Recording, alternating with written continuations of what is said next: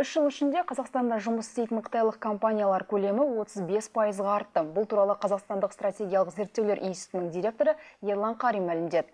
2016 жылдың басында Қазақстанда 600-ден астам қытайлық компаниялар болды. 2013 жылмен салыстырғанда олардың көлемі 35%-ға артқан, деді Ерлан Қарин Орта Азиядағы қауіпсіздік бойынша 14-ші KISI конференциясы кезінде.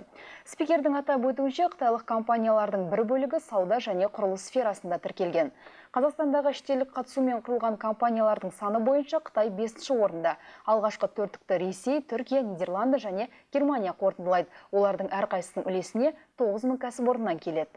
Осы жылғы есеп бойынша Қазақстанда Қытайдың қатысуы арқылы құрылған 2500-ден астам компания бар. Оның 500-ге жуығы екі жақтың бірігуі арқылы пайда болған.